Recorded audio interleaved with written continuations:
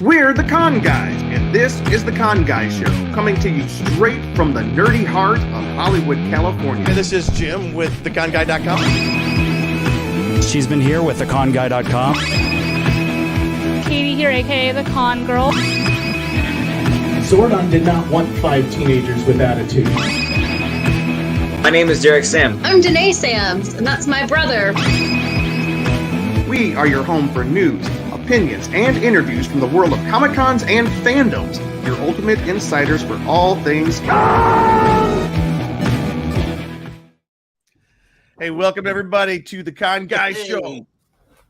Yes, we are less than a month, barely over 3 weeks from San Diego Comic-Con, the biggest nerd fest in the country. My name is Jim. I am one of your hosts here on the show. There's a guy up here on the couch. What's his name? What's up, everybody? Cheesebin, social media for the Con Guy and screenwriter. Drinking a protein shake. There's no protein in this. All right, Katie. What up, all? It is Katie, the OG, mostly OG Con Girl. There were some people before me, but representing the ladies tonight as both Emily and Danae are not able to be here. But yeah, excited to talk about Comic-Con, even though it's a little bittersweet for me since I am not currently going. So, but we're still there. We don't know. You never know. All right, Mr. D. Okay. Hey, I'm Mr. J. Thanks. I'm Derek. I'm one half of the Samlings, one of the original con guys from the podcast. Happy to be here. Probably going to be at Comic-Con without a badge, just hanging out and visiting offsites, because that's also ghosting, exactly. Ghosting Comic-Con. And by that, I don't mean that Comic-Con's going to call me and I'm not going to call back. I love that. And the guy with the cup. Hey, what's up, everyone? It's me, old buddy Ben Cleaver. I'm stoked on nerdness today. I just want to double check. My entire screen has just frozen up. Am I still coming through okay on your end? Yeah. Yes, we see you here. Perfect. I don't know why I did a thumbs up. There we go. Now it's fixed itself. I've realized that I've been trying to adjust my lighting so I don't look so washed out, and it's my computer screen is the problem. So I'm trying to turn off the blue light on my computer screen, but I'll worry about that in a little bit. I'm stoked on nerdiness today. I just went and saw The Flash in the movie theater. My 5-second review is basically Flash review. My 5-second flash review is if you love Michael Keaton as Batman, go see this movie in the theater. There's some other high points, but that's pretty much the best part of it. Other than that, it's meh. But Michael Keaton is astounding as Batman. Yes, he is. It is a great third point to Batman and Batman Returns, I think, as far as his character goes. I'm excited. San Diego Comic-Con is one of my favorite places to be. It's one of my favorite events on planet Earth. I love going. The crowds are a bug, but I brave them regardless because it is just the energy, the excitement, all the wonderful colors. And it's going to be a little different this year, but I'm excited to attend. My wife, Brianna, and I we're locked in. We got a room. We got our badges. We're good to go. So I'm looking forward to it. And I'm looking forward to seeing my fellow con people at the Con of Cons. Yes, that's right. Ben, you got a response to your Flash review. By the way, I just got to tell you, Jonathan, he goes, The Flash, more like The Flush, Roger Ebert probably. No, I got to disagree. I think I probably enjoyed it more than all of you. I am calling it the best DC film of the modern era. I liked it that much. Not saying much, though. Well, okay, but there have been some good ones. But modern era does not include 1989 Batman. Okay, right? Yeah. We're talking about the DCEU era. Yeah, not Christopher Nolan. That's his own thing. Yeah, we're talking. I guess technically the DCEU too, because now it's new and they're changing it. And oh, jeez. It I is mean, what it's It's not It's not good. the same. It's not the same DCEU as earlier. but it connects back because this one bookends It Man of connects Steel. back in a big way. The storyline of this bookends Man of Steel, which was the beginning of the DCEU. So, but you know, like, yes, the Flush. Yes, you know, it's Jim. Not to throw some support your way. Do I feel like I wasted my money and my 2.5 hours sitting in a movie theater watching this? No. There were literally 3 other people in the theater. Now I saw a matinee, so it was at 12:15. But did I feel like I wasted my 2.5 hours? No, I enjoyed it. I had fun. There was a lot of great stuff. Ezra Miller is freaking weird. Yeah. But He is. what? And they were a little. There were some parts where it was just like you were going way too goofy, and it's a little out of context for the rest of the film, like some of the really goofy parts. But like Sasha Kaye as Supergirl was freaking awesome. I love That was her. a great storyline. That was a great storyline. I just love.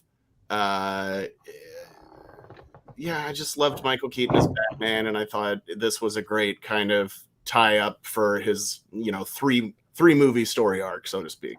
And lots of Batman 89 references, which I liked. A lot of Batman 89, and let's just say, I don't want to ruin any part of it, but there the quote unquote the Spider-Man No Way Home aspect of this was amazing. The fact that the multiverses of the DCU multiverses were all on display made me very happy. They went way back, which made me even happier. A lot of people got a little bit upset about that, but I agree with you. I'm not going to say this was a great film. It was not a great film, but this is the first time since, well, Aquaman and the first Wonder Woman are 2 films which I think DC's done well on. And really good. I think this goes up there with them. It's up there with them. All right. Let's say hello real quick to some of the folks. We got a lot of comments so far. Yeah. Hi, Lily. Yeah. Lily, are you going to Comic-Con? I just want to know. I saw you last year. Ben. Blood good. All right. Cat. Also, Hello. General Gilman. The General. Yep. Andy is here. And it was cool. General Gilman says, Ben, the General is back in town. Boys are back in town. All right. Thank you guys for watching tonight. We are going to jump into this fairly quickly because let's just set this up. And we are a little over 3 weeks from Comic-Con, but like 20 days. Mm-hmm. Hold on. Jeff had a question. Okay. Yeah, I really think we should talk about that really quick. I didn't see it, but he asked if you think that Melissa Benoist. Benoit. I cannot pronounce it. Anyway, that's one of those ones that's spelled really weird, so you're convinced it's pronounced a weird way, but It's it's Benoit. not pronounced how it's spelled. It's just Benoist. Oh, it's Benoist. I worked with someone. To play Supergirl in the Flash movie. I didn't see the Flash, so I can't have an opinion. But I was not a big fan of Melissa as Supergirl to begin with, so I'm gonna say doesn't really matter to me. Is but Linda I think the Flash Benoist, is he the older one? But I think the Flash should have been Grant Gustin. But that is my 2 cents. Right. So real quick, if I can unpack a little bit of what we're talking about here. So Jim, Melissa Benoist she plays Supergirl on the CW series. Oh, the TV version. Okay. The Arrowverse series. And while they did actually bring Ezra Miller in for a tag at the end of an episode of the TV show The Flash with Grant Gustin, who plays during Crisis on Infinite Earths, when they were jumping between all these universes, and they saw they saw Tom Welling again. Right. They saw what's his name, Brandon Routh as Superman instead of as the and he was Kingdom Come Superman, which was really cool, I thought, as well. Oh, right. That's with the black and red S logo. They had Burt Ward doing a cameo. Yeah, I think Burt Ward was in it, right? At the very Yeah. beginning, he looked up in the sky and said, like, "Holy something something," because there was a That's rift right. opening up. And, So TV show The Flash, that actor would have been a great guy for the movies. Yeah, that's Grant Gustin. That's who we're talking about. So, and that was like a big push online as well. And we got to get to our list. We're already 10 minutes into the show, so I'm going to wrap this up and then we'll jump in, Jim. But really, the DCEU, the cinematic universe that they made, starting with the Snyderverse, essentially. They did the same thing that Marvel did early on, which was completely ignore the television series that were tied into the films. The TV series, to a certain extent, acknowledged the films, but the films never acknowledged the TV series. So you did not have any crossover, unfortunately, with the CW characters into this multiverse storyline of the Flash, which would have been super rad, and I would have vomited joy in the theater if I would have seen this. But unfortunately, if they brought in Melissa to play Supergirl, that would have been really cool. They did have a few. I'm not going to name any of the cameos, but they had some cameos from some other actors who have been in the franchises in the past, and even one who was going to be and didn't end up being in the franchise. I love that one. That was great. Apparently, some people are like upset about that, but why? I don't. Can you guys send it in the private chat? Because I'm not going to see the movie. So. Yeah, we'll let you know. We'll let you know. But yeah, So anyway, but suffice to say, if you're a fan of superhero movies and specifically Michael Keaton as Batman, go check out The Flash in the theater. If you can, if you got the money to spend on a movie ticket, I know they're kind of pricey these days. They're not $7 anymore. I dropped a bit of a chunk of change to see it in IMAX and get some popcorn and hot dogs, which cost me $3,000. Mm-hmm. So with that being said, the nerd is strong with us today as we are excited about all things comic and pop culture related. Lily is going to be down there. I'm so excited, Lily. We will look for you. And Nathan Rita, what's up, the con guy? So glad to see you guys. So let me give a little bit of context about what our list is about tonight. So in the recent week and a half, couple of weeks, a lot of Comic-Con fans have been dismayed a little bit by some of the announcements coming out. The announcements being that Marvel, Universal, Sony, Netflix, most of the big studios and studio producers are not coming to Comic-Con. That's a big deal because that means Marvel's Hall H is not going to happen. Lucasfilm is not coming. Disney is not coming. There's a lot. That's a lot. That's a big chunk of the con, which for a lot of people is not happening. So a lot of people, a lot of fans, if you've been online, have been, a little bit dismayed, a little bit sad, and kind of even a lot of people really talking down the event this year. Yeah. So they're actually kind of equating it to E3. If you guys follow gaming, E3 has been canceled. So some people I've saw mentioning it like, oh, they're pulling an E3. But also just to piggy off of that, last year was not a big presence either. I mean, granted, we were coming out of the pandemic, so really it's like last year was kind of the same. So it's like kind of expected, I guess. Different reasons, I think, this year than it was last year, which we can get into, I'm sure, but like that's the difference for me. I mean, last year was pretty light too. And Brad Everett Young said a large amount of his journalist friends. Brad's a celebrity photographer, and he has a website called Luke. Remind me. Dream Loud. I don't know why I was forgetting that. Anyways, he said a lot of his journalist friends have backed out of attending SDC this week after hearing the news, which makes sense. But that being said, we wanted to say, you know what? I'm still excited. Why am I excited? Let's figure out, if we could, the best reasons to go. So we tonight are going to give you 21 reasons why this is going to be an awesome con. 21 plus to enter. That's right. So you know what? We're going to start right at the top, and we have collectively we've gathered our thoughts together. Hey, Derek, let's just start with this. This is not the most important to the least important. We just have to number them. One, Derek. What's one? Okay, so this is a good one to start with. Yes. So the fact that we don't have a lot of these big, huge Hall H panels from the studios means we might not have the big, huge Hall H lines that kind of just dominate everything and require you to plan your whole schedule around while you're at Comic-Con. Not just if you're going to those, but also just moving around to get into the convention center from that end. The way Hall H is managed, which, you know, they do a great job figuring all that out, but it's still, there's just a huge crowd right there and it gets very congested. It's just a lot. But if we don't have those, that does kind of affect how things will play out. And, you know, some Comic-Con purists will say that Twilight ruined Comic-Con in, what was it, 2007, 2008? It changed No, Comic-Con. it would be 2000. It was 2009. Yeah. 2009? Yeah, It was Okay. before I You were started there going. pre-Twilight, right? Yeah, he was saying purists would say it ruined Comic-Con. Yeah. We would say it changed Comic-Con. True. Okay. Yes. True. Some people would say that they They really ruined. didn't like the change because Comic-Con is so much more crowded and there's a whole lot less emphasis on comics. And, you know, it just depends on what your preference is. Like, we all attend Comic-Con because we're fans of lots of things, and that's part of the fun.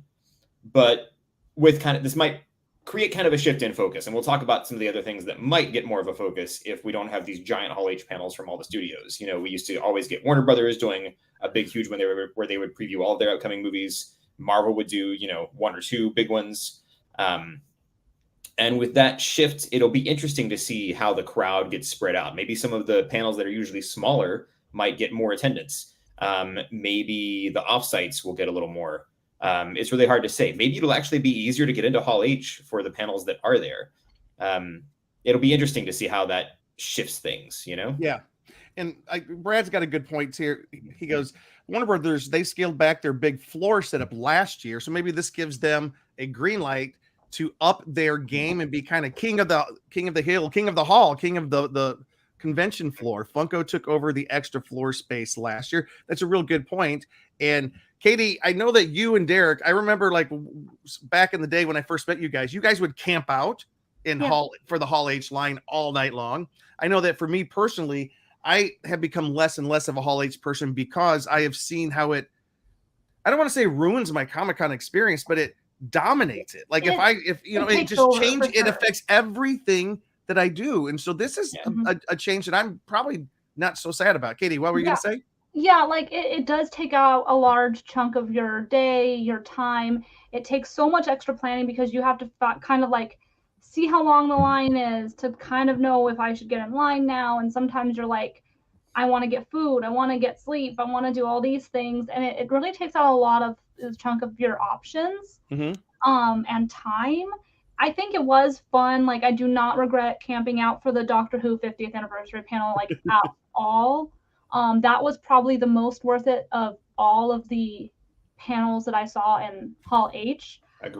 But We were there together. little things can really make that unpleasant too, like with the whole people faking wristbands or whatever happened in a few years ago when people couldn't get into the room with wristbands, which of course put a whole damper on the entire day. So there is things like that that I will not miss because it's tiring. You know, 9 years ago, Katie could do it, but that was 2013 or 2014, and You're an old woman now, Katie. Oh, you're so old, a lot of Katie. time, a lot of pandemic, just not the same. So. All right.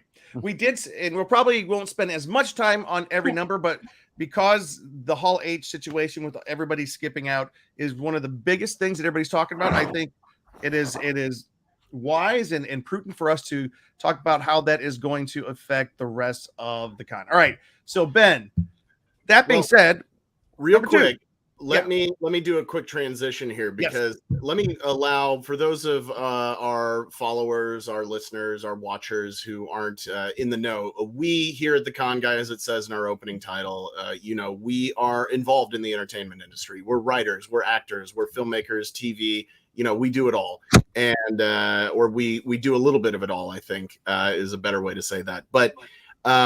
So we're heavily involved in the entertainment industry and the production of a lot of this stuff, especially the type of stuff that goes to Hall H, film, TV, et cetera, et cetera. And what's going on right now in quote unquote Hollywood. Oh, we forgot to mention this. Thank you, Ben. Yeah. Thank you. Yes. What's going on right now in Hollywood or the entertainment industry is there is currently a writer's strike.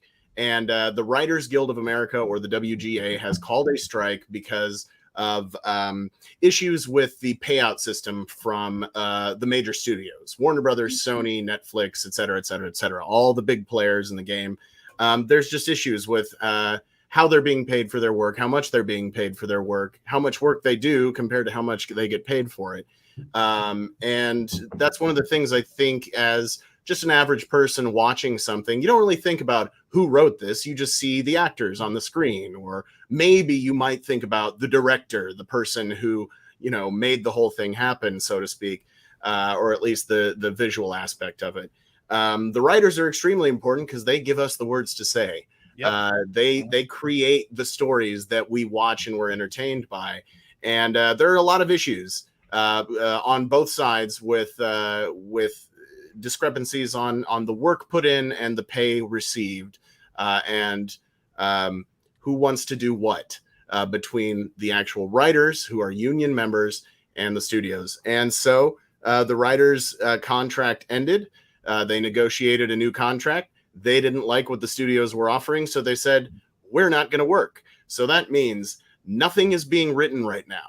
No new TV episodes, no new movies, no shorts, no late night shows, no webisodes. You might realize, all of a sudden all the talk shows are off the air or running reruns. All of a sudden Saturday Night Live is not happening anymore this season, and that's because the writers are not writing until they get a negotiated deal with the major studios that satisfies them. Now, some people on some side might think, this is selfish, and they just want more money.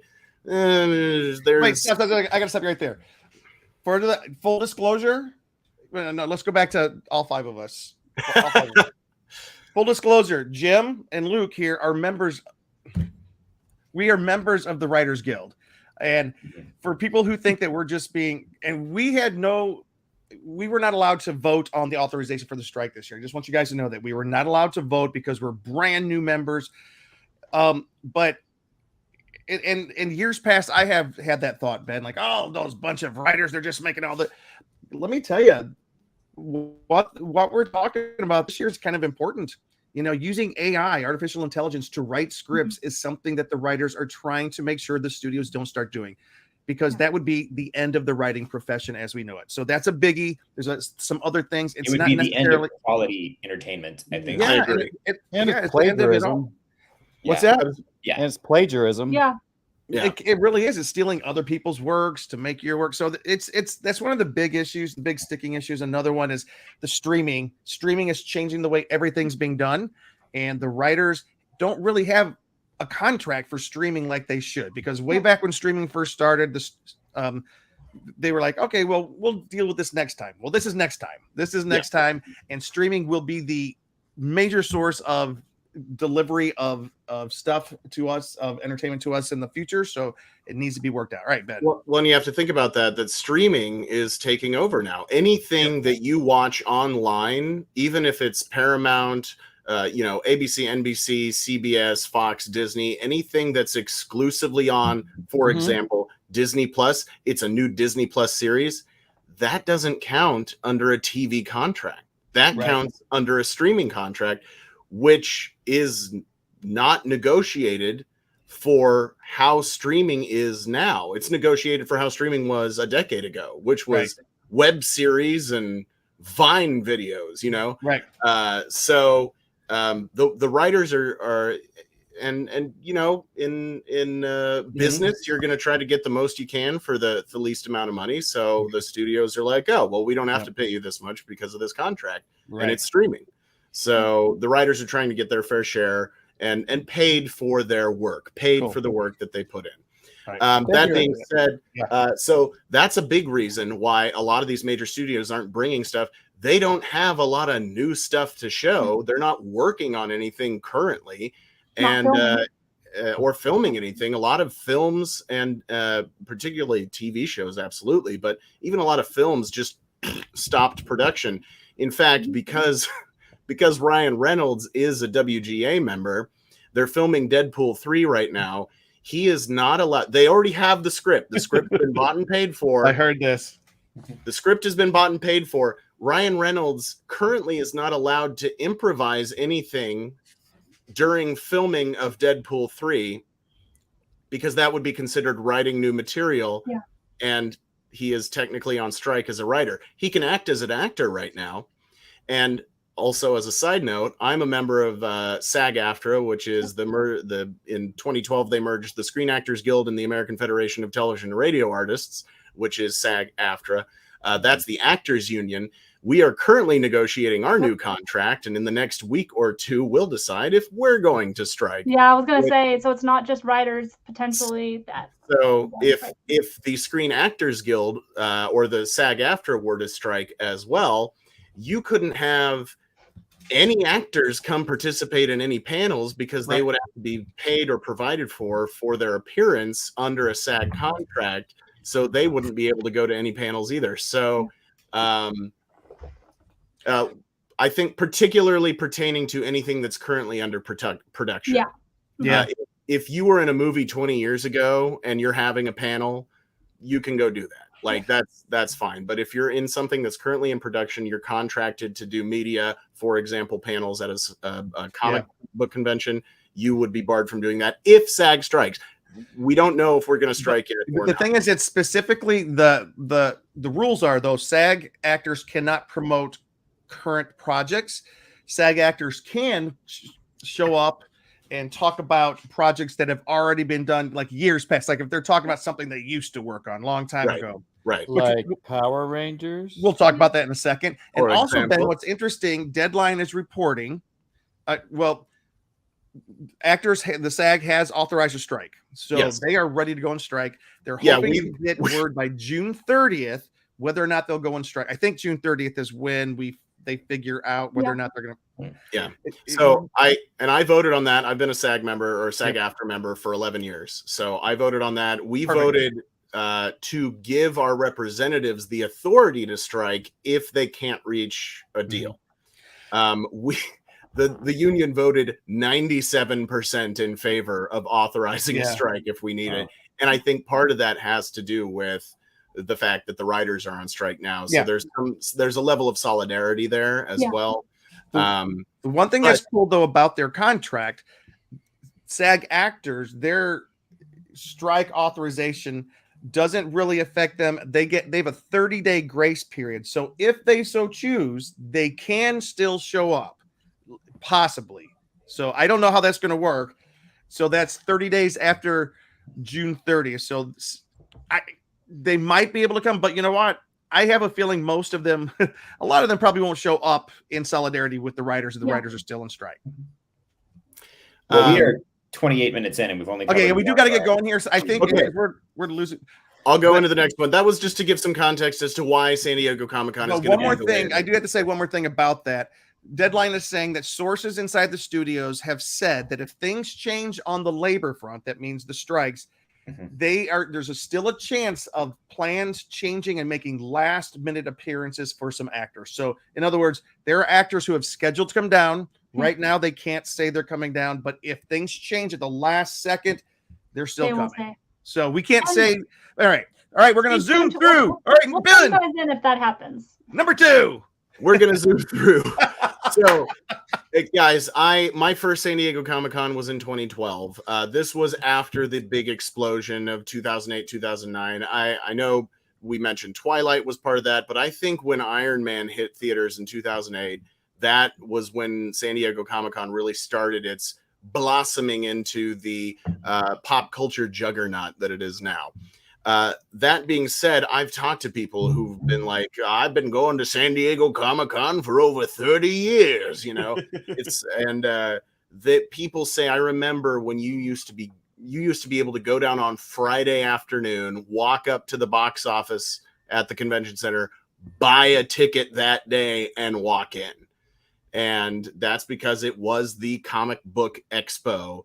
And it was still the central hub of comic book expos. And I think that's one thing we might see it maybe leaning back a little bit towards this year. There's always been, a comic book presence there, writers, artists, et cetera, publishers, editors, everybody who's involved with the comic book publishing process.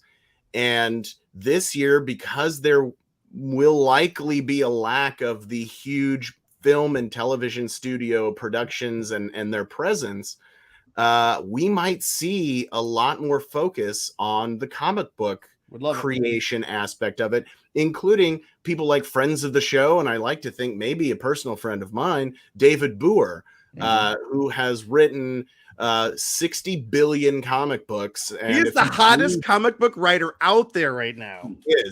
He's so hot right now. We love David. But yeah, David Boer, great example, fantastic person. If you read comic books or go to comic book shops regularly, you have seen his books on the shelf. If you haven't read them, you should. So always, if you see that name, Booher, David Boer, go check out his stuff. And I'm hoping he's going to get some more attention this year at San Diego Comic-Con. Not that he doesn't get attention, but I'm hoping he gets more. Yeah, we're going to get him on the show. We're going to get him on the show before we head down. I have one right here. Oh, there. What? Killer Queen. Let's show. And since it's Pride, it also works. So. Yeah, Killer Queens. Yeah, which David. I believe he just announced or came out with the second volume. Yeah. I feel like I saw something about it. So, but yeah, this is one of them. And he also has Kanto, which was his own creation. He's writing on Firefly for Boom Comics. He's doing just so much. It's like, man, that guy's just taking off.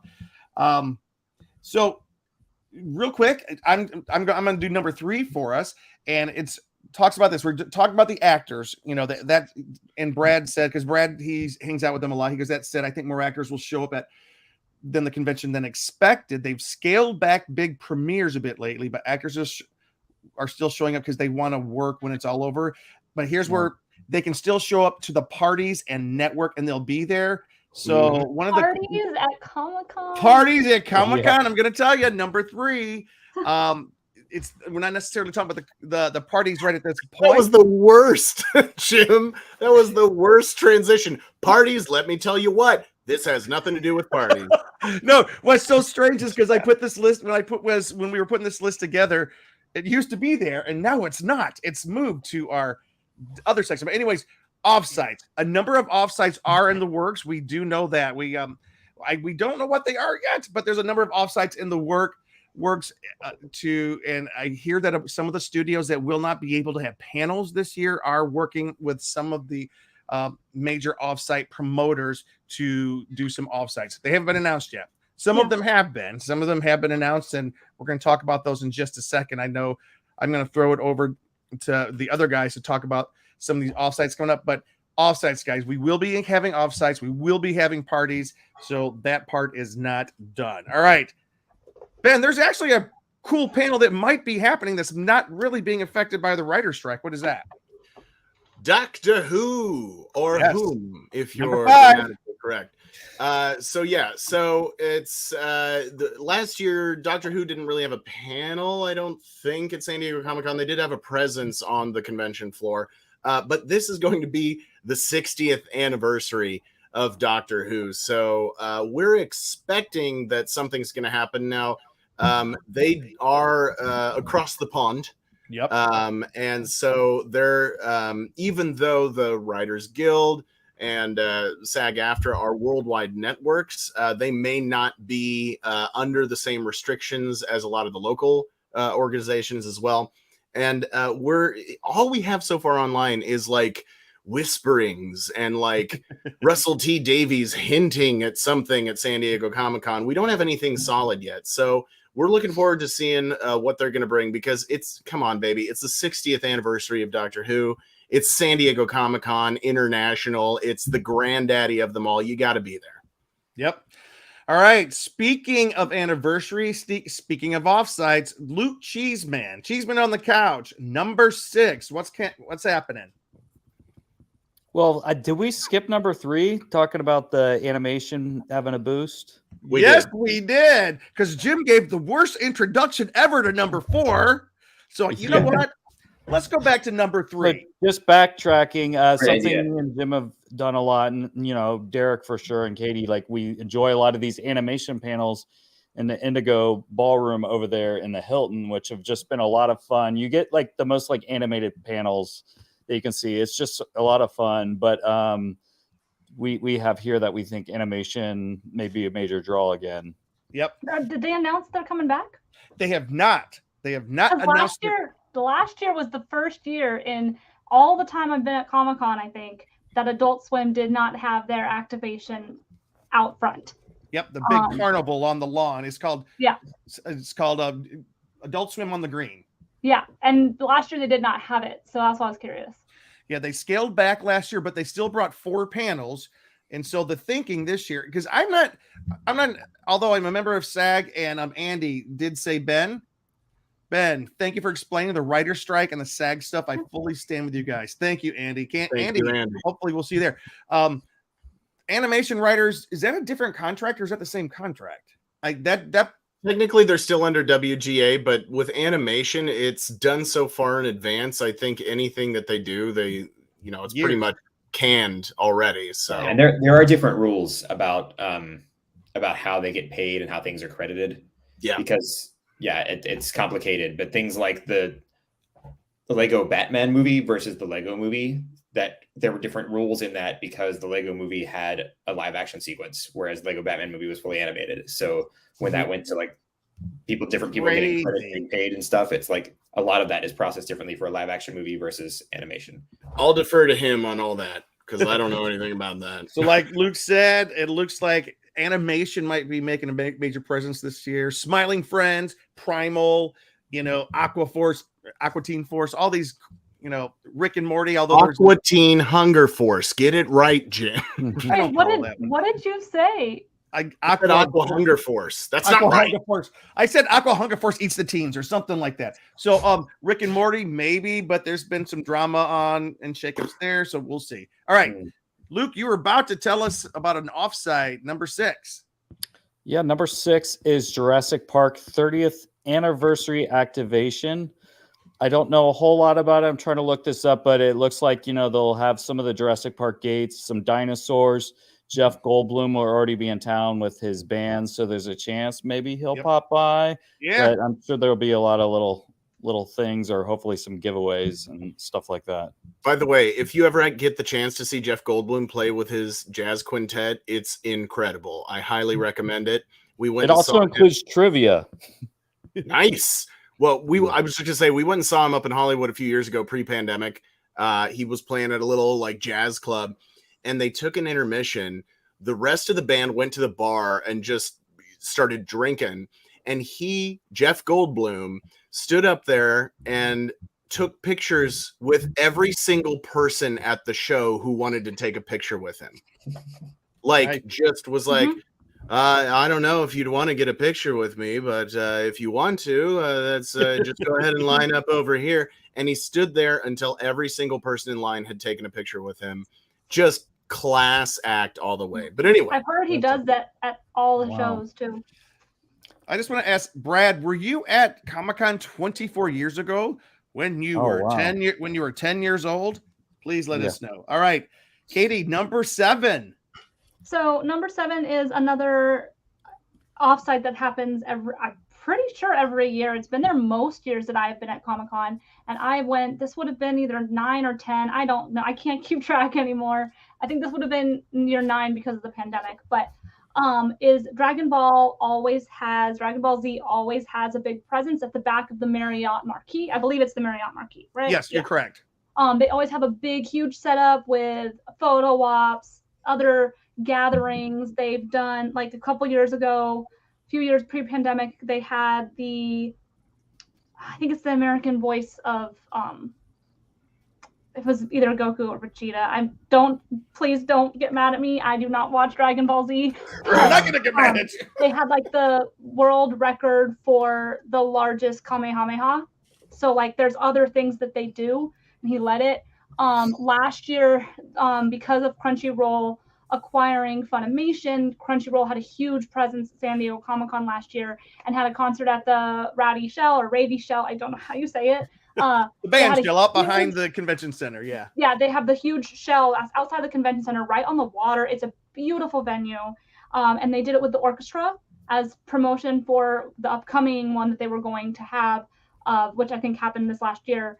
Of the Dragon Ball Z, where they orchestrate it while you watch clips from the show.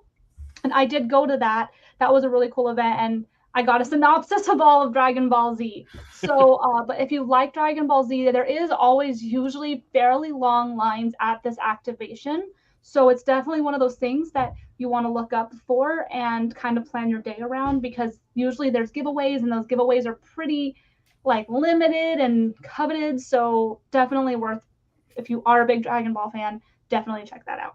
Awesome. Thank you, Katie. And there's not been a lot of announcements for Back in the Band Shell yet, but who knows? We're heading into the last couple of weeks here, so we may get it soon. All right. I'm going to take number 8, and I'll take number 8 and 9. I'll zoom us along a little bit. I'm a giant Lost fan, so there is going to be a giant Lost panel. The podcast, was it Jay and Jim? There's a Lost panel that's going to be meeting over at the library with a bunch of different podcasters, hosts, and hopefully surprise guests, and that will be a lot of fun. That's one of my favorite shows of all time that I can't wait to see. Also, number 9, we're talking about how some of the TV shows are not showing up, but Lionsgate has announced that some of their TV shows will be making an appearance. The Continental is one of their shows. I was meant to write down they have another show they've announced that I will look up and find, and I'll just say it later, but I just stopped mid-sentence right there. The Continental, that's one of the shows that they got coming. So Lionsgate is bringing TV shows to the con.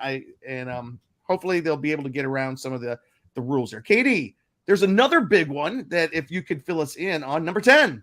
Yeah, the number 10 would be the Her Universe fashion show. I think it's year 9. I did not check, but they have done the Her Universe fashion show, which is sponsored by Hot Topic and Her Universe and San Diego Comic-Con.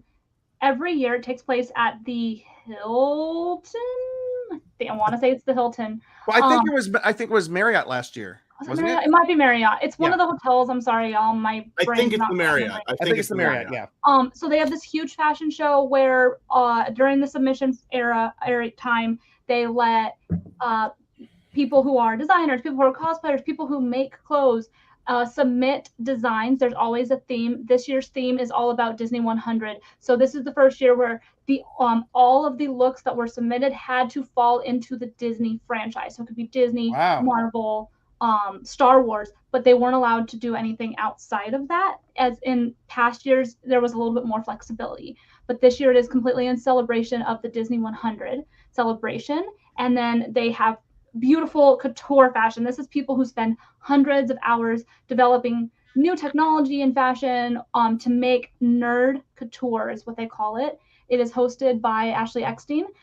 She is also the founder of Her Universe. And then they always have a prize, which is the winners. There's a fan winner, and then there's a voted winner, like the panelists vote for one. They get to design a line exclusively for Hot Topic if they win. So it's an awesome, beautiful show. I highly recommend it if you have some time. It's at the hotel. I don't think you need a badge to go, but I can't remember. I think it's hard to say because some of the programming in the hotels do, some of them don't.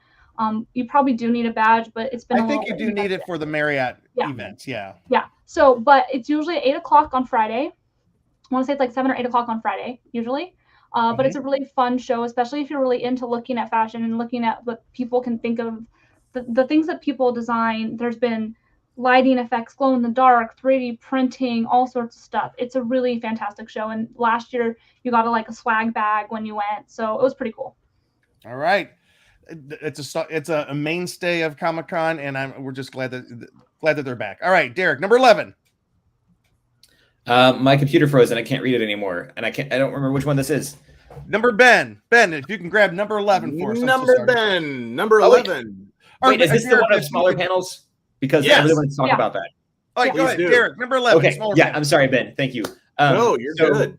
With as we were talking about this kind of shift in focus, because we don't have the giant Hall H panels from the big studios, probably that leaves more room to give attention to some of these less well-known panels that still usually get a decent turnout.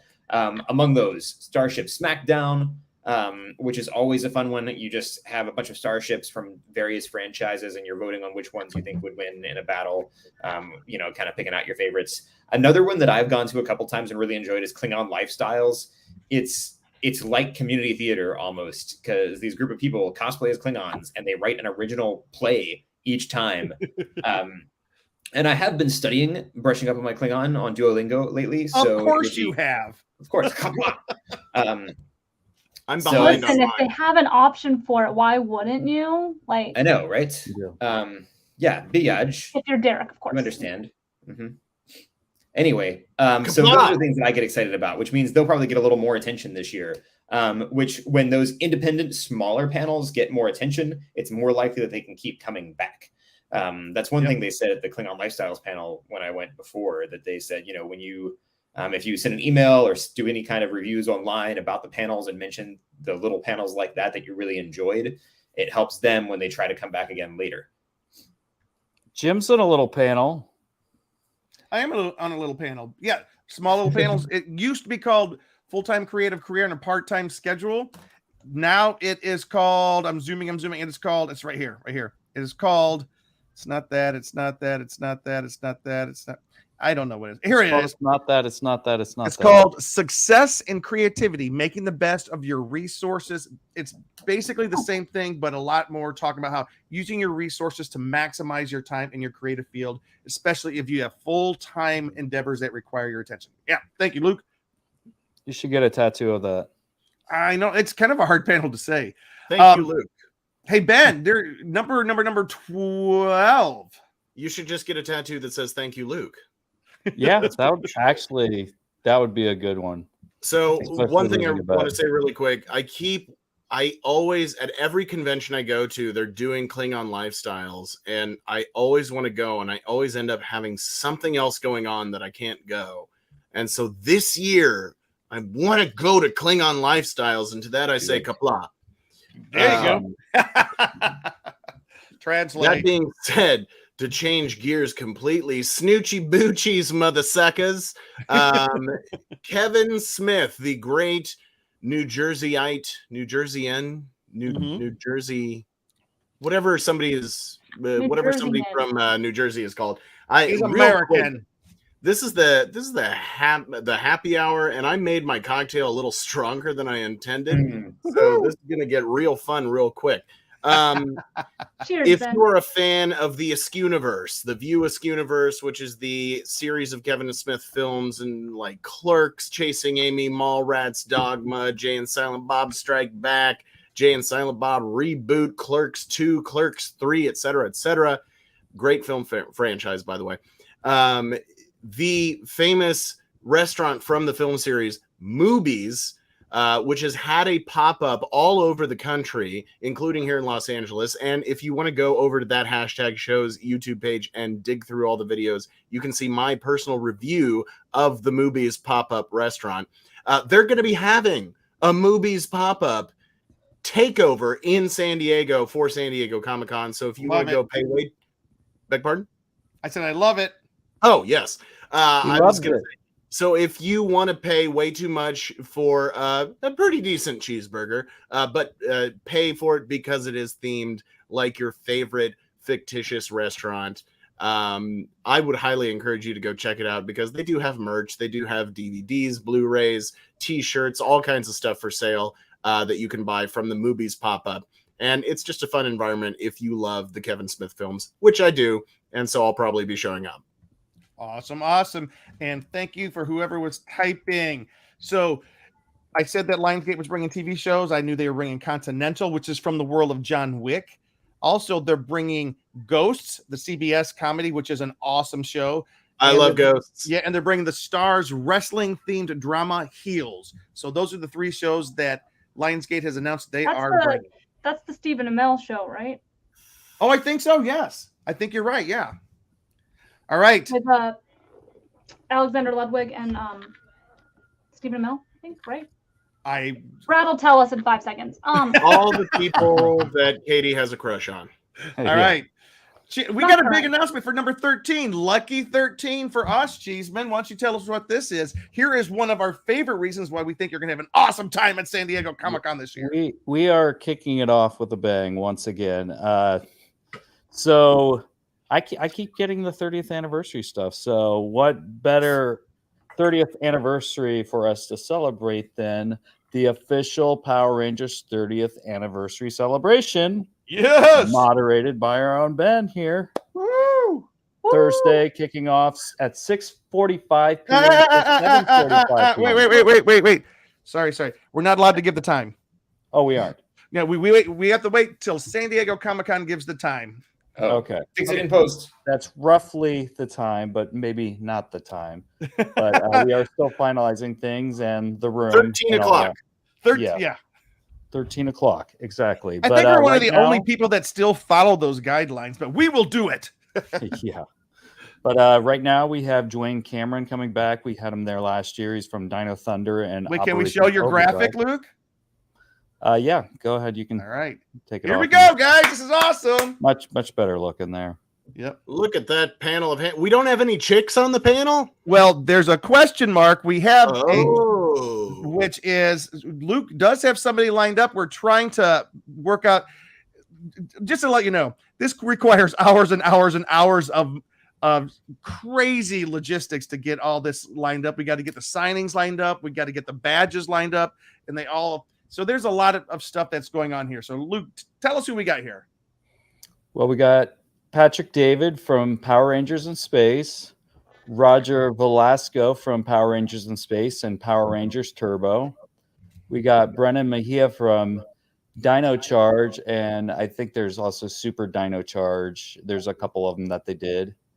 And then we have where is Chris Kamen from Power Rangers in Space. So we have a lot of people from Power Rangers in Space and Power Rangers Turbo. So which is actually awesome because I think they're celebrating like a 25th anniversary. So that will be kind of fun to kind of address that during the panel. Peter Sidarso from Power Rangers Ninja Steel. Cameron Jibo, one of our longest friends from Power Rangers Super Mega Force. And then we have a new Ranger, Selwyn Ward from Power Rangers in Space and Power Rangers Turbo. And we have Blake Foster from Power Rangers Turbo. Again, we got a lot of Power Rangers Turbo, so this is going to be fun for Ben. Yeah. And again, Dwayne Cameron, who I mentioned before from Dino Thunder and Operation Overdrive. I think I mentioned him. Plus, maybe some other guests as well. Well, and one of the other guests, there's one that we're really hoping comes on, and she very much wants to be here, and she's also was in Power Rangers in Space and a number of other ones, which was kind of cool. Ooh. So that is awesome. What else can you tell us about that, Luke? We're also going to be part of the after party. There's going to be a 90s themed party after. So not everybody, but some of them will be there. And then we're also trying to see if we can get some. I think we got a couple maybe coming to the pre-Comic-Con party as well. And there'll be signings. We're still working on those and the time. So all of them should be signing at some point, either one day or multiple days during Comic-Con. So this is pretty amazing. This is going to be perhaps our biggest one ever. And for those of you who are wondering, yes, we have talked with other Power Rangers who like to make late appearances. So, and they will be at the convention. So you can bet it's going to be a rousing celebration of the 30th anniversary of Power Rangers this year. It's going to be awesome. So come watch the Power Rangers, and then you can party with the Power Rangers at the Nick at Nightclub party that night. So it's just a 90s themed day. We are really excited. This is going to be cool. We'll give you the times, the room, the details, and everything after San Diego Comic-Con releases all that information. So Cheeseman, good job on setting that all up. That is pretty amazing. All right. Ben, you got your work cut out for you. That one. That one's going to be crazy, man. Oh, man. Yeah. He just points to him and says to talk. Number 4. Why do you feel, Ben? And then let's go into number 14. I just use my gift of gab and let them do. I just pose questions. That's all I do. I just get the conversation going and then let them do all the work. That's and they will definitely do it. They will. That's true. Yes, that's the Steven's wrestling show. Okay. I can't wait for Amy Jo Johnson to be there. Oops. No, I'm kidding. I'm kidding. Yeah. We wish. Amy Jo Johnson famously kind of doesn't really do a lot of Power Rangers stuff anymore. That's the only reason I said that. Yeah. It was Emily would lose it. Emily would absolutely lose it. I would lose it. Yeah. Who do you think I had a crush on as a 9-year-old? Amazon plans to have a big presence at San Diego Comic-Con this year. Season 2 of The Wheel of Time. They're bringing The Boys Generation V. And those are due to, well, actually, those shows are due to premiere this fall. So Amazon is still, they haven't really officially announced anything yet. So that was like my hopeful, assumption. But the streamer's still sorting out what will be happening. The Boys main show has finished filming. So depending on, a SAG-AFTRA strike or whatever, we may have a big panel from Amazon for The Wheel of Time and The Boys, et cetera, et cetera. We may not. We'll see. It has yet to be revealed. Is that a spinoff? Yeah, yeah, it is. I didn't know there was like a spinoff. The badges have started arriving. It is The Boys Gen V, so that's a pretty big indication that they will be there. I just didn't know they were doing. Jim doesn't want to show his name. Well, no, You're not don't supposed to show your name. Luke. Yeah, let's Don't put show this my name. warning out there. Don't show your name on your badge, because people can take a picture of it, they can copy it, and if Comic-Con finds that your badge is being sold on eBay or anywhere else, your badge will be canceled. Yeah. It will be canceled. Oh, wow. So we got to be Good really call. careful. The badges will come in envelopes that look like this. By the way, we were talking about television. I know that one of the buildings, I think it is the Marriott or the Hilton, is being wrapped in the Interview with the Vampire by AMC. Ooh. So if things can get worked out, AMC might be there. All right. So next, Cheeseman on couch. There's another big one coming. I feel like Ben should have got this one. Sorry, Ben. You want to do it with Ben? No worries. Go for it.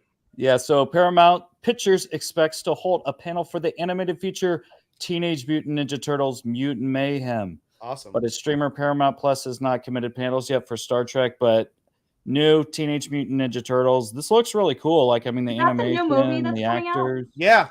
The one that's produced by Seth Rogen? Mm-hmm. I think so, yeah. It looks really great. good. The trailer looks great. Again, why Ben should have probably had this one. So good. Seth Rogen himself. All right, Jonathan Wilkerson, stop selling Jimmy Fry passes. I'm going to come find you. All right. Next, Derek, number 16. Yeah, so Warner Brothers needs to do their PR push for things like Blue Beetle and Aquaman and the Lost Kingdom, and they haven't completely ruled out coming, so we'll wait and see for sure if they make an appearance. But at the same time, Max, formerly HBO Max, the streaming service owned by Warner Brothers, is planning on being there with some of their animation titles. Do we know what those are yet? We do not. Okay. I would imagine that the Harley Quinn cartoon, which is about to release its next season, is probably going to have a presence there, which it's very adult, but it's hilarious and very well written. Can you guys hear me? Yes. Yes. Can you guys see me, or am I frozen? You're frozen. You're but frozen. it's fine. Here's a new T-shirt right there. It's a good pose. Yeah, Good I'm T-shirt pose. trying to get it to unfreeze, and it's not. So. Yeah, just give it a minute. But by the way, while we were announcing the Power Rangers panel, I wanted to show last year's Power Rangers panel, where we also had 10 people. So that was the 29th anniversary panel, and that was huge. And this panel is promising to be, it's right up there. So we're really excited about that. All right. Derek, did I interrupt you? No, I was done. I was asking if we knew what the titles were that they would be bringing. I didn't think it had been announced yet. No. And just to tag on to yours real quick, I know that James Gunn and Peter Safran, Pete Safran? Yes. I know that they really, really want to have a giant Warner Brothers panel. They are doing everything they can to have a giant Warner Brothers panel.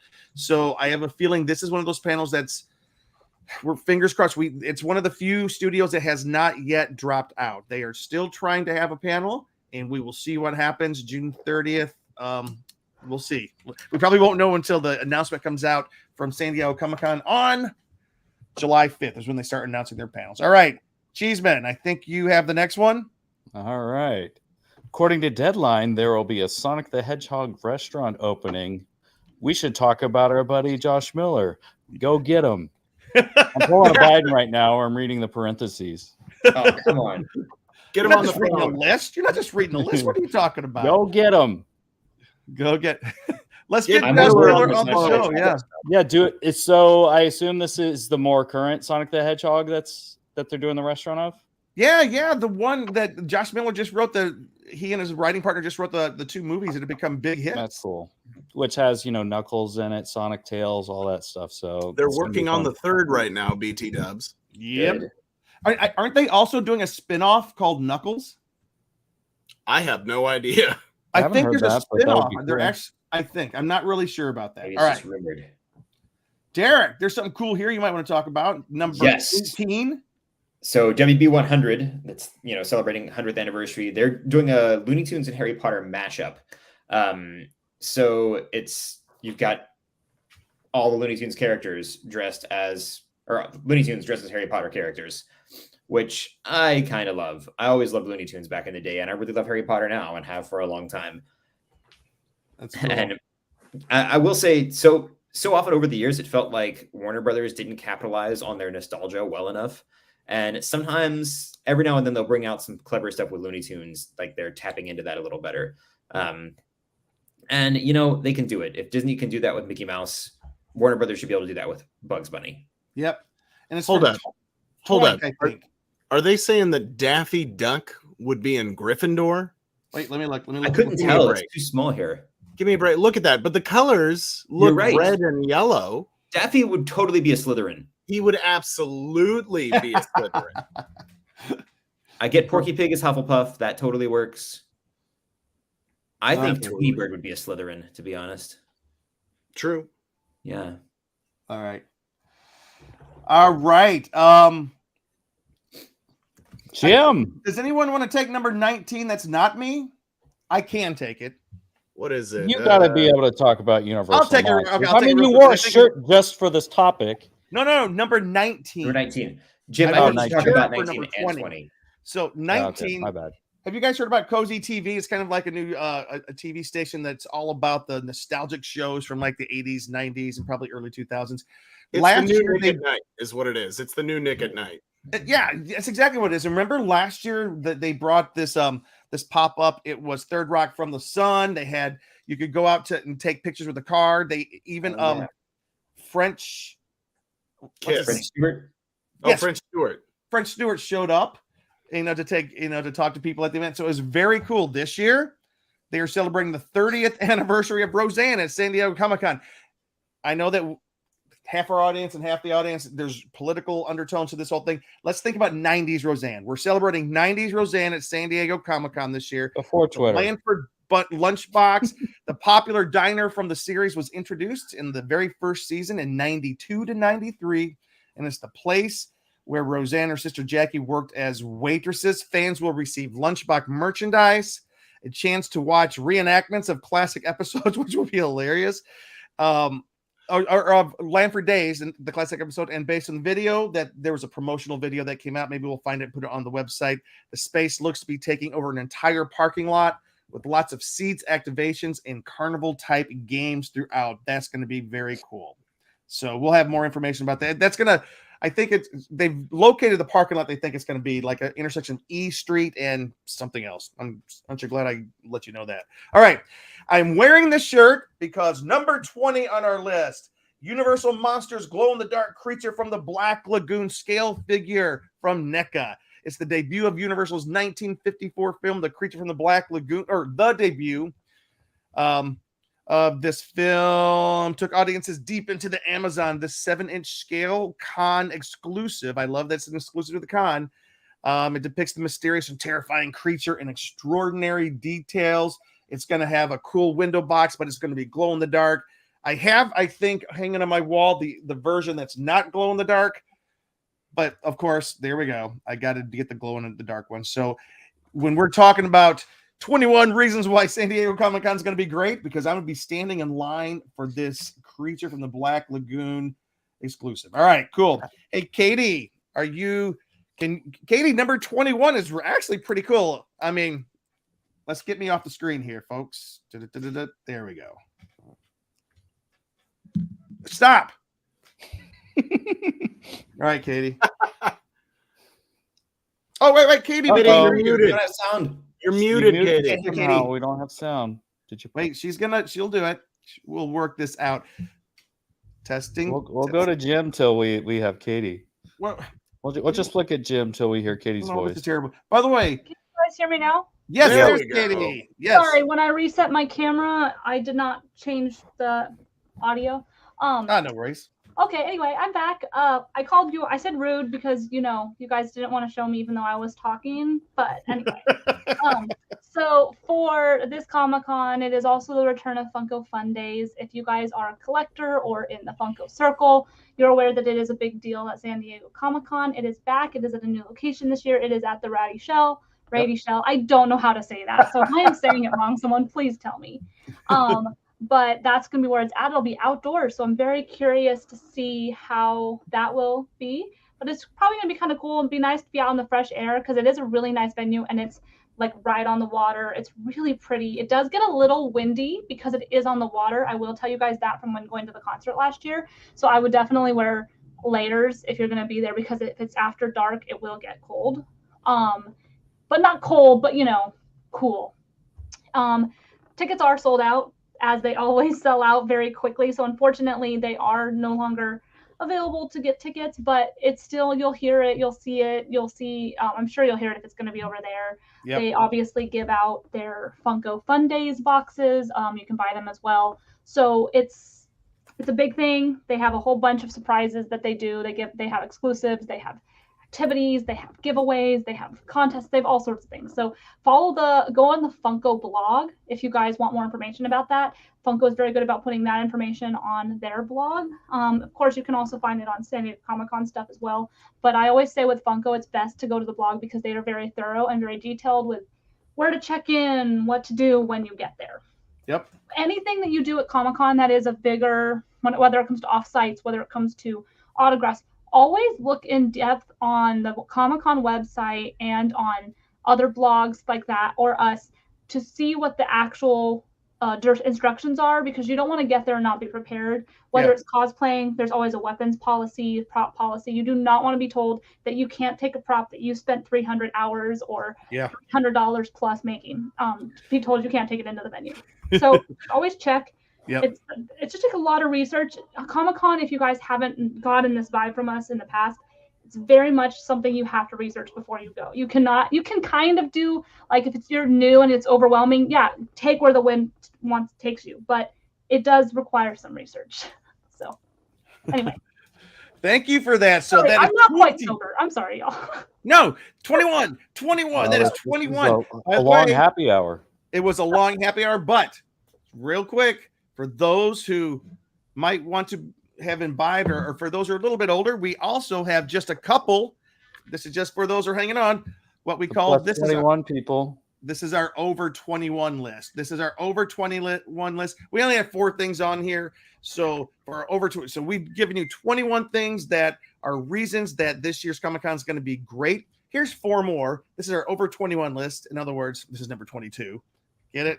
Somebody said that earlier. I thought it was funny. So our first over 21 list, we already know of 3 or 4 major after parties happening. So come on down. XLE Productions, which is going to be featuring the Flux Capacitors. Bernie Bregman's going to be featuring on Thursday night the Power Rangers. On Wednesday night, it's the Ready Player One party. And then on Friday night, it's the more of a creepy party. It's I think it's the Monsters Ball or the Monsters Mash. Tickets are still on sale for these events. So we encourage you, most of all, if we can't give you times and rooms, but Power Rangers all day, Thursday afternoon to Thursday night. This would be a great thing. So 4 parties. All right. Hey, Derek, what's number 2 of our over 35 list? Oh, over 35, over 21. All right. Over 35, Jim. Yeah, I'm wondering where you went with that. That's a over 35. Stop. All right. I can qualify for that now if it's over 35 or 35. Yay. You scared Ben away. Oh, geez. So here's a really cool over 35. Why do I say over 21? You mean over 21? By the way, say it 3 times, Jim. Over 21 right here. This is clearly a very happy hour tonight. Yes. Yeah. All right, Derek, number 2. So Jamie Lee Curtis is going to be there to promote her new graphic novel, which is called Mother Nature. She also wrote a script for it that's being produced by Blumhouse. Yep. Let's see. So I know some of us have talked. I mean, there are a couple people on this show that are very big fans of the Halloween franchise. And, you know, I was a big fan of Jamie Lee Curtis in movies like True Lies. Get off of me. He's Gosh. talking about you. Yeah, thanks, Luke. I'm sure that's not annoying for people watching the show at all. But yeah, I mean, we can expect to see some cool appearances for that. Probably some cool promotional materials. We'll see. Oh, wait. Oh, yeah. Okay, never mind. Keep going. Mike Emke. What? That is very true. Not crack, but I'm on libations. All right. All right. Hey, Ben. What about number 3 in the over 21 list? Or would you rather do number 4? You choose. No, I'm fine with this one. So if you're familiar with the brand Geeky Tikis, which I'm holding. Our lovely Jim is then. showing us right now. Jim's Keep our it on, model. Jim. So Geeky Tikis, for those of you who don't know, they produce tropical themed tiki style glassware or drinkware. Generally in the theme of nerdy things. They've done Star Wars and Marvel and have they done Game of Thrones? I feel like they've done I think so, yeah. all sorts of every genre of the nerdy pop culture zeitgeist that you can think of, as Jim chugs. I don't know who John is, but anyway, Geeky Tiki is debuting a new line of tiki mugs this year at San Diego Comic-Con, and of course, it's everyone's favorite cult classic, Killer Clowns from Outer Space, which I admittedly have never watched. I hate it so much. And they are also doing a tiki totem pole from Pee-wee's Playhouse and a tiki mug of Pee Wee Herman himself. I love it. I love Pee Wee Herman, so I'm down for that. The bottom of the totem pole is chair. Oh, Cherry the chair, of course. What about Terry the pterodactyl? Yeah. What about Jambi the genie? What about Cowboy Curtis? Hey, can we just go? Let's just do this for a minute. Just leave it 5 of us on the. Yeah, it's getting a lot. Luke, stop. For those of you who don't know, Luke is in control of who's the focus. Like, for example, I'm on the screen right now, and Luke likes to play around with that, particularly by putting Jim on the screen over and over again. All right, dog. Luke Cheeseman, number 4, our final over 21 list. What's a good reason? Oh, wait, you got to see the dog first. You got to see the dog. Well, she's being disagreeable. She's okay. She's Luke, growling at me. Our final over 25 list, Luke Cheeseman on the couch. Head over to the Gaslamp Quarter's newest restaurant, The Wild Hare, directly across from the convention center. We have been there. Tons of craft beers and a great view of the con. I got to say the Hilton's one of the best places. Not the cheapest, but one of the best. It's right across the street. This is a brand new brewery. Just open? It's open now. So it's a brand new hangout spot right across from the. Ben, introduce our 6th guest tonight. Who is this? Oh, this is my little baby Sabine. She's like 3 years old. She's my one-eyed monster. She only has one eye.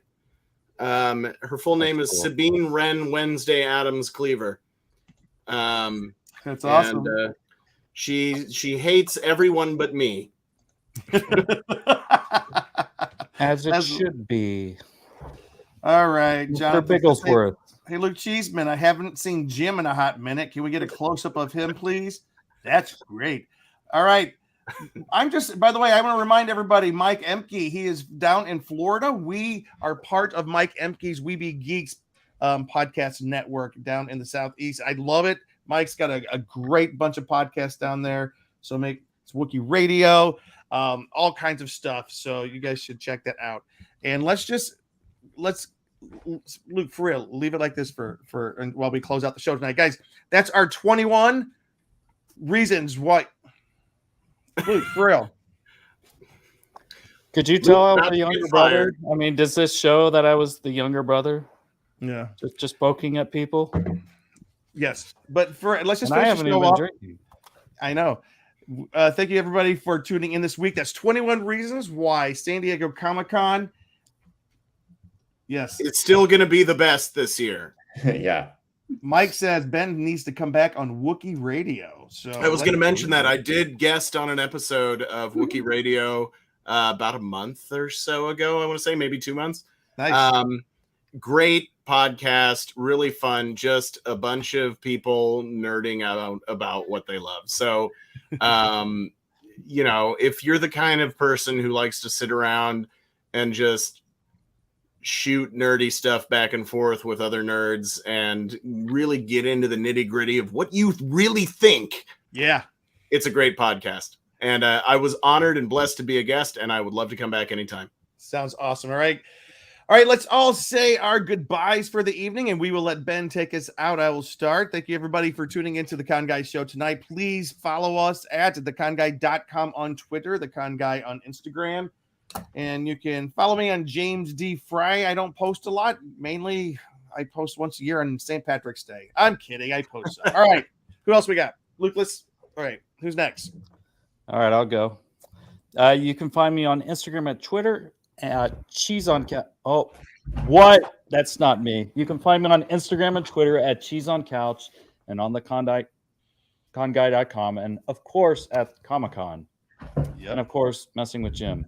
Or Katie, or Ben, or my turn Derek. now. Oh, because Ben's closing it out. Okay, it's Katie, aka Katie_Christine, across all social media: Twitter, TikTok, Twitch, everything pretty much. You can also find me at the Con Girls. I know we're gonna try to plan on doing some more shows again soon. Sorry, we've been a little bit inactive due to scheduling, but Katie moved. I did. So I have a new setup in here, so you can kind of see my collection. In progress of figuring out how to display it. But for the Con Girls, we're going to try to do a show where we talk about the convention-like thing that just happened for, if you guys follow me on Twitter, I'm sorry, but I became a BTS fan. But they recently had their 10th anniversary, and they had an entire festival in South Korea where 400,000 people showed up. And so me and my roommate are going to try to do a little bit of coverage of that. If you guys stay tuned to the Con Girls for that. Also, Anime Expo is this weekend for you anime nerds. So keep an eye out on all the news coming out of that because it will be happening, always happens 4th of July weekend. So, yeah. All right. Hey, I'm Derek again. I'm a regular here, writer, contributor to theconguy.com, and I will say I have never regretted going to Comic-Con. Every year there might be certain highlights, and when I look back on previous years, some years might stand out more than others as being just a particularly great time, but I've always loved it. And I don't think that's going to change just because some stuff isn't going to be there this year. I think that's just an opportunity to enjoy the things that I actually kind of love more, which are those indie panels, those offsites, those, and also just getting to know people who love the same things that I do. Those are the best parts about the convention. We've got that stuff, and we can give more attention to that when we don't have to worry as much about the Hall H line every time. Yeah. So you can find me on Twitter occasionally at ConGuyDerek. And since Ben is going after me, I have to riff off of him a little bit ahead.